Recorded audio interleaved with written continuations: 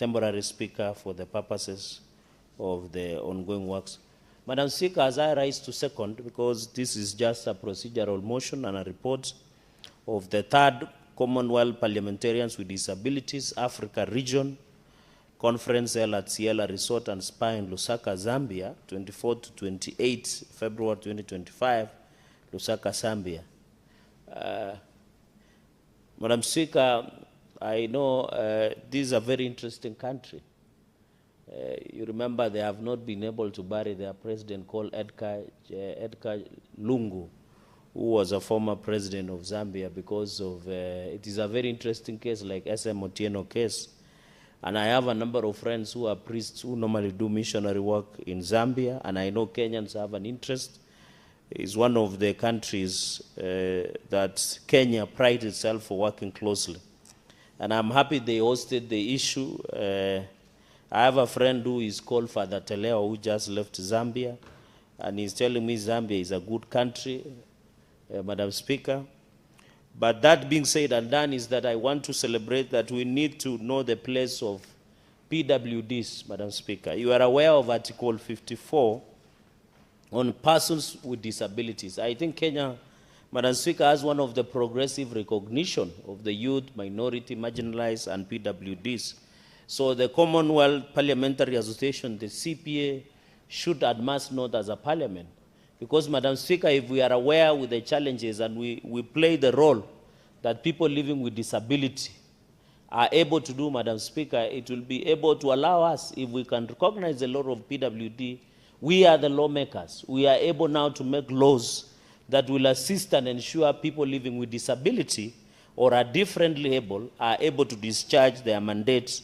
Madam Speaker, as I speak, Madam Speaker, allow me also to send my condolences and messages of goodwill, because last week, Thursday, a building or a latrine collapsed in Kapsabet School for the Deaf in Kapsabet, where we lost a student and a number of injuries that they are recovering in our hospitals. Madam Speaker, I want to send my quick recovery and wish them well. And also to thank the President, Madam Speaker, because that day President William Ruto was visiting Nandi when the incident happened, and he took time to go and commensurate with them, to condole with them, and wish them quick recovery, and gave them a support of 5 million to support Kapsabet School for the Deaf. And I think, Madam Speaker, that school needs a lot of support. These are our children that are different. And Madam Speaker, we need to tell Kenyans and everybody in this country that having a child who's differently able is not a curse. It's not a taboo. We have in this society, Madam Speaker, where parents are hiding their children who are PWDs or differently able. We must condemn. It is not an offense. It is not a taboo. It's not a curse. Madam Speaker, even if you interact with these people who are visually impaired, differently, people living with disability, Madam Speaker, they have some strong abilities that even normal human beings don't have. So we want to encourage parents to stop. And how can we stop that? Is by recognizing the role of PWDs as parliament, as was envisaged in this conference. So if as leaders we recognize the uniqueness of people living with disability, as a parliament we take the lead. And you know, leadership as leadership are dealers of hope. We must give hope to the people, Madam Speaker. And this disability truncates many things, Madam Speaker.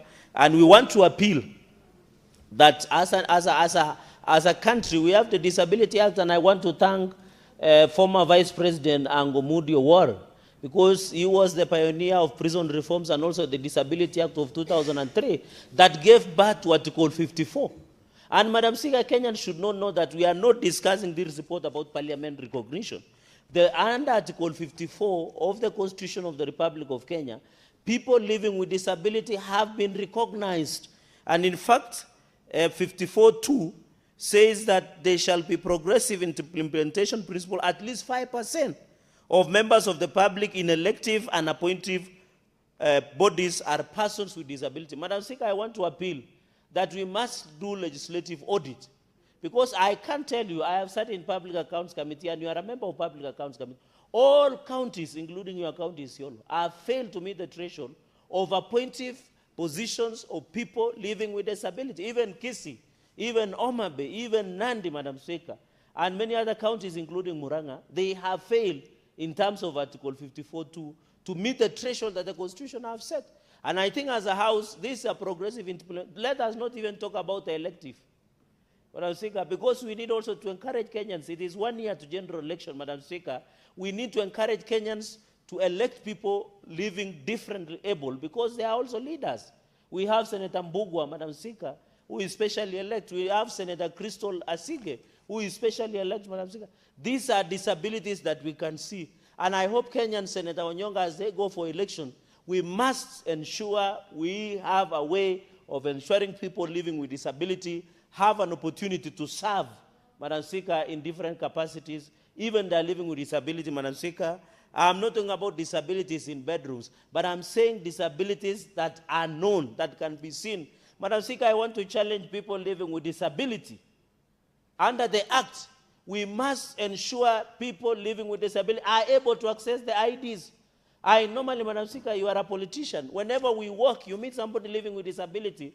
Like there was an Rambe for Chapter 8 Women's Star on Sunday afternoon in Mosoria Township, and I met one of the disabled people using a wheelchair, and they have not been given an ID card by people living with disability council, Madam Speaker.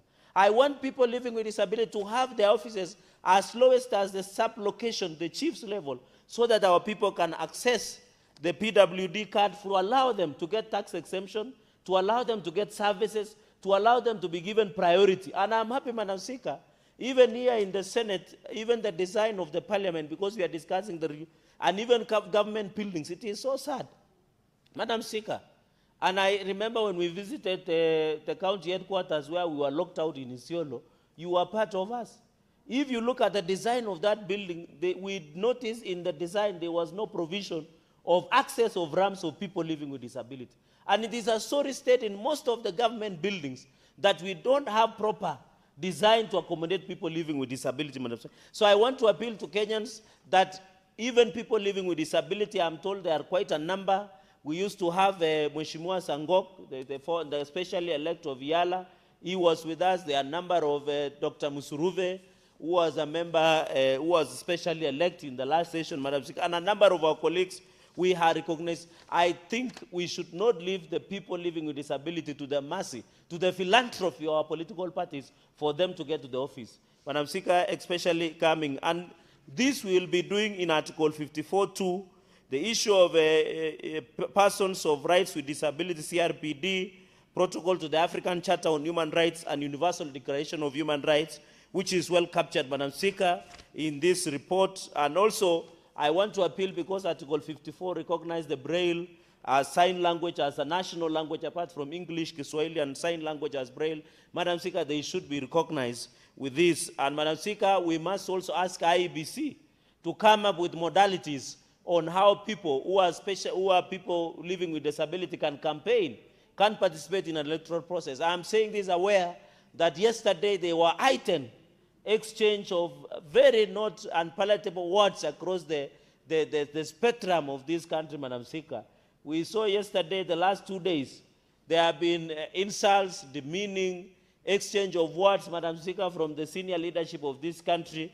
And I hope as we go into the future, we should not, Madam Speaker, at least see that again, Madam Speaker, because, you know, we are a country. Our children watch all of us.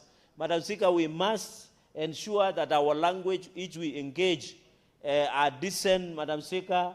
And you know, Madam Speaker, somebody was asking, why did the president react? It's because, Madam Speaker, in one of our colleagues' funeral service, mother, Senator Garungo Dangwa's mother, and we wish Senator Garungo Dangwa all the best, and we pray for him, because he lost the mother a few days ago, and the burial was on Monday. And the person who started insulting everybody was the former impeached deputy president of Cherargei, Gachagua, who started by insulting everybody and demeaning the head of state. Also, the head of state is a human being, Madam Speaker. He had a right of reply. He should reply, Madam Speaker. And what he said is correct, Madam Speaker. To advise people to go gym is not an offense. Why are Kenyans taking an offense to tell? I can see Senator Onyonga likes giving fit. Madam Speaker, I normally meet him in health club, trying to be alert and be able to contribute to the discourse of this country, Madam Speaker. What is it hard, Madam Speaker? And I want to appeal to investigative agencies. One person who impregnated a young girl, the age of their children, Madam Speaker, they must be taken to court and prosecuted. We cannot, Madam Speaker, be talking about that. The reason I'm saying this, Madam Speaker, is that I am appealing to IEBC to come up with formula on how we can ensure our colleagues who are people living with disability can campaign, can vote, can participate, can be elected, so that they can sit in Parliament, Republic of Kenya. My final comments, Madam Speaker, is on the issue is to further encourage African parliaments. I know Kenya is doing very well, but we have agreed with you, Madam Speaker, that we are yet to achieve the 5% on progressive implementation of Article 54, 2, Madam Speaker.